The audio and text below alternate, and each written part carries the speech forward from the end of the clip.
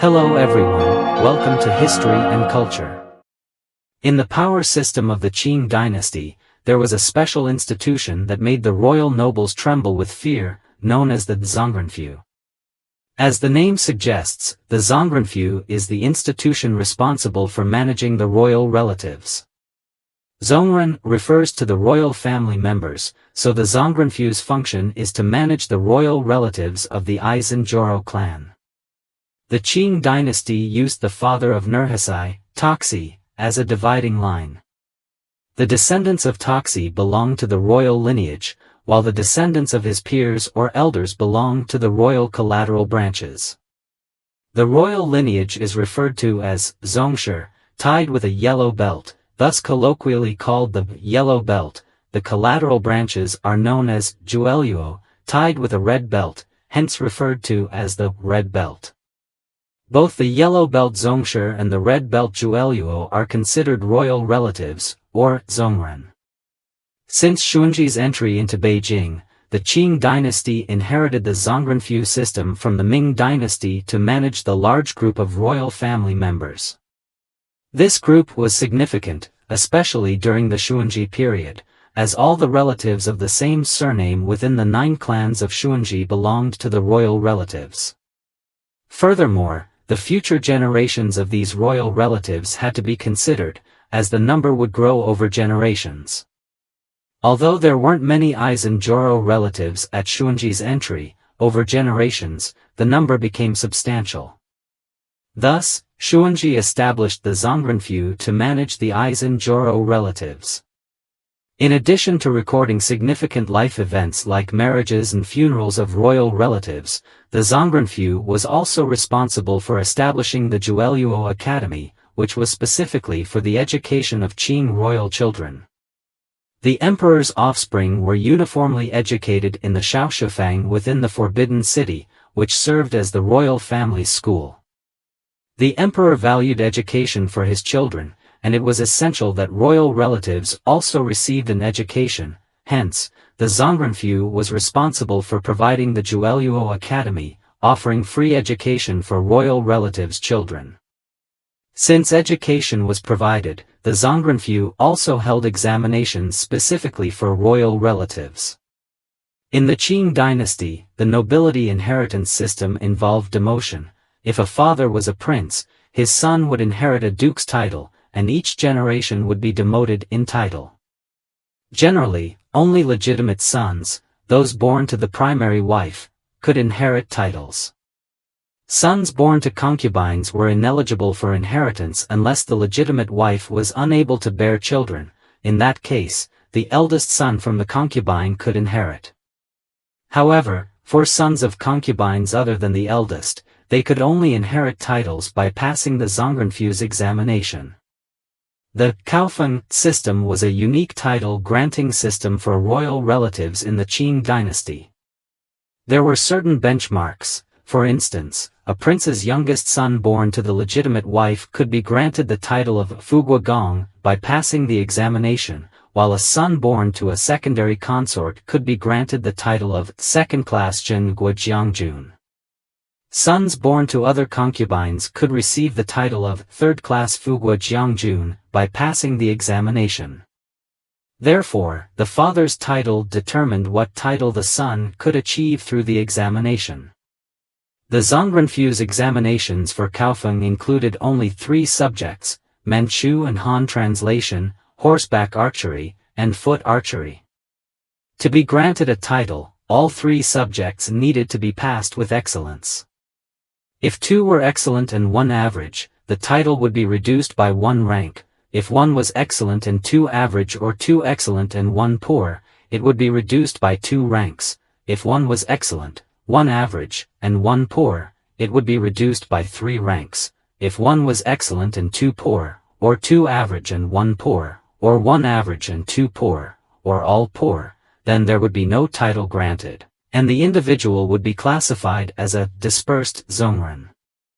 This education aspect was one responsibility of the Zongrenfu, but it also had to ensure the livelihood of royal relatives. Due to the filtering process of the coffin system, many royal relatives who failed the examinations became dispersed, meaning they did not receive titles and had no official clothing or livelihood guarantees before Qianlong's reign. Later, Qianlong noticed that these dispersed relatives could not work and were living in severe poverty, often worse than moderately wealthy commoners. He believed this reflected poorly on the royal family. Thus, Qianlong decreed that each dispersed relative would receive a set of ceremonial clothing from the fourth rank of military officials and a yearly stipend to support their living expenses. According to the rules set by Qianlong, this stipend was divided between direct royal relatives and collateral Zhueluo relatives. Direct royal relatives receive 36 taels of silver and 42 do of rice per year, while collateral Zhueluo relatives receive 24 taels of silver and 21 do of rice per year. During the late Qing period, the annual living expenses for a family of 5 in the capital were around 30 taels of silver. Under Qianlong's stipend, this amount was considered minimum support. Of course, the dispersed relatives were not required to live in the capital. If they chose to live in the suburbs, their living costs would be much lower, making this stipend sufficient for a comfortable life. However, with subsequent territorial concessions and indemnities during the late Qing period, the national finances became very strained, leading the Zhongrenfu to stop distributing this stipend. This resulted in many royal relatives experiencing significant hardship, often relying on the sale of ancestral properties for their livelihood. In addition to these responsibilities, the Zhongrenfu also handled petitions from royal relatives. For instance, if a royal relative faced financial difficulties and sought help from the emperor, they would need the Zhongrenfu to process their request. Likewise, if a royal relative believed they were capable and wanted to recommend themselves to the emperor, the Zhongrenfu would convey that request to the emperor. At first glance, it seems that the Zhongrenfu primarily dispensed benefits to royal relatives. However, why did many noble families in the Qing dynasty dread the mention of the Zhongrenfu? While it has been discussed how the Zhongrenfu provided benefits to royal relatives, it is important to note that along with benefits, there were also punishments. Punishing royal relatives was one of the functions of the Zhongrenfu. It is often said that the emperor is punished equally with commoners, but this was merely a slogan propagated by feudal rulers to deceive the common people. In the Qing dynasty, if royal relatives broke the law, the enforcement agency would handle the case, but the final punishment authority would be transferred to the Zhongrenfu. The Zhongrenfu would sign and seal the enforcement agency's judgment documents for the punishment to take effect. If the Zhongrenfu believed the enforcement agency's actions were unjust, it could refuse to sign and send the case back for reconsideration. Thus, most royal members found guilty would typically receive lenient punishments. The most typical case is the Minxue incident during the Zheqing period. Aizen Joro Minxue, a member of the royal family, was of the yellow belt status. One summer day, he was walking in the street without a shirt, lacking the yellow belt that indicated his royal status. He got into an argument with a street vendor and assaulted him. Later, soldiers from the military command responsible for public safety arrived, but they were also beaten up by Minxue and his servants, and Minxue even caused damage to the military command's guardroom. This incident escalated to the criminal ministry. Upon reaching the ministry, Minxue revealed his royal identity, which led the criminal ministry to pass the case to the House of Noble Relations, Zhongrenfu. At that time, the highest official of the house was Prince Yongxian, a brother of Emperor Jiaqing. The Zhongrenfu typically handled offenses committed by royal family members with a tendency to downplay issues. Yongxian was known for his reluctance to take responsibility, so he never officially commented on the matter and simply let the criminal ministry handle it. The then Minister of Criminal Justice, Qin Cheng'an, interpreted Yongxian's silence as a sign that he wanted to minimize the issue and allow for a lighter punishment for Minxue. According to Minshue's crimes, he should have been sentenced to 100 strokes of the cane and 3 years of exile. However, Qin Cheng'en imposed a much lighter punishment, 25 strokes, 9 months of confinement by the Zhongrenfu, and a year's salary forfeiture. When Zheqing learned of this, he was furious. He recognized the increasing degeneration of royal family members and wanted to use Minshue as an example to address the public. Thus, he sternly reprimanded Yongxian and Qin Cheng'en. Yongxian was penalized by having his salary cut for 3 years, and Qin Cheng'en was demoted. Zheqing severely punished Minshue by administering 40 strokes of the cane outside the palace gates and exiling him for life, forbidding him to return to the capital. The Minshue case illustrates that, as long as no one died, the Zhongrenfu would generally protect offending royal members unless the emperor intervened. Royal family members who committed offenses could often resolve matters simply by paying a fine. Even those with more serious charges would typically only face temporary confinement at the Zhongrenfu. The harshest penalty was a demotion in rank. Besides the aforementioned yellow and red belt statuses, there was also the purple belt status, indicating a removal from royal status. Members of the royal family with yellow belt status could be demoted to red belt status, while those with red belt status could only drop to purple. Most individuals with purple belt status were those who had been stripped of their royal affiliation but were still recorded in the Yuzhu, register of noble lineage, to prevent intermarriage within the same clan. Receiving the punishment of removal from royal status typically indicated that the individual had offended the emperor. Those summoned by the Zhongrenfu usually signaled that they were in trouble.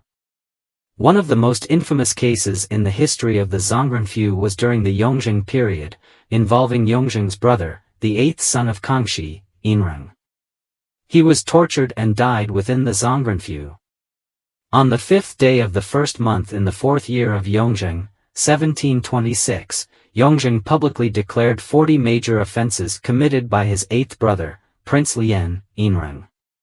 He stripped Yinreng of his title, removed his yellow belt status, and cancelled his royal registration. It is important to note that being stripped of yellow belt status meant that he no longer even qualified for the purple belt status.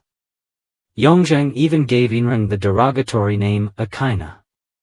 In Yinreng's case, this effectively erased the royal status of his descendants from the Yuzhu, but records of his branch would still be meticulously kept by the Zhongrenfu to prevent marriages among relatives. Yinreng was later imprisoned within the Zhongrenfu, where Yongzheng specifically built a single room for him, raised the walls, and prohibited anyone from serving him. When he fell ill, he wasn't allowed to call a doctor or receive medicine, he was only given coarse food. Under these conditions, after just over half a year of imprisonment, Yinreng was tortured to the point of coughing up blood and ultimately died. Yinreng was not punished without reason. He was denounced by the highest official of the Zhongrenfu at the time, Prince Zhuang, the 16th son of Kangxi. Yinlu was one of Yongzheng's more trusted brothers, serving as the chief of the Zhongrenfu after Yongzheng ascended the throne. He became a key instrument for Yongzheng in denouncing those who had contested his claim to the throne. After grasping Yongzheng's intentions, he quickly denounced Yinreng, and Yongzheng used this denunciation to investigate and exaggerate Yinreng's mistakes, ultimately leading to his removal from royal status and imprisonment. In addition to using the Zhongrenfu to help denounce Yinreng, Yinlu also denounced the 3rd son of Kangxi, Prince Cheng, who had competed for the throne. This ultimately led to Cheng's imprisonment and subsequent depression. This illustrates that the Zhongrenfu had the power to supervise and denounce royal family members. Since Yongzheng used the Zhongrenfu to severely punish his brothers who contested the throne, the royal aristocracy subsequently began to dread the Zhongrenfu. After Yongzheng, the Zhongrenfu cast a shadow over these royal nobles, leading them to fear its mention. As a special institution within the Qing power structure, the head of the Zhongrenfu is the Zhongling, a position that requires a noble title, specifically held by a prince or a duke. Below the zongling are the left and right zongjang, positions that must be filled by individuals of the rank of Bail, princely title, or Beizi, ducal title. Under the zongjang are the left and right zongren, originally required to be filled by individuals holding titles such as the Duke of Gua or the Duke of Fu, but later revised to any royal family member regardless of title. The zongling, left and right zongjang, and left and right zongren comprise the top 3 officials of the zongrenfu, all of whom must be royal family members with noble titles. For example, Inlu, being the 16th son of Kangxi and a direct royal descendant, was adopted by his uncle, Prince Zhuang, inheriting his title. After Yongzheng's ascension, he was favored and thus appointed as the head of the zongrenfu. Beneath these 3 positions are various official ranks such as Shilang, Langzhong, Yuanhuilang, Zhushi, Jili, and Bitieshi. The basic structure is similar to the 6 ministries, with the zongrenfu's Shilang being 1 rank lower than those in the 6 ministries. The Shilang of the 6 ministries are all at the 2nd rank, while those in the zongrenfu are at the 3rd rank, indicating that the zongrenfu has a slightly lower overall status compared to the 6 ministries. However, after Yongzheng used the zongrenfu to attack and persecute his brothers who competed with him for the throne, the royal princes and nobles may not have valued the true law enforcement institutions like the Duke Yuan or the Dali Si, but they absolutely feared the zongrenfu.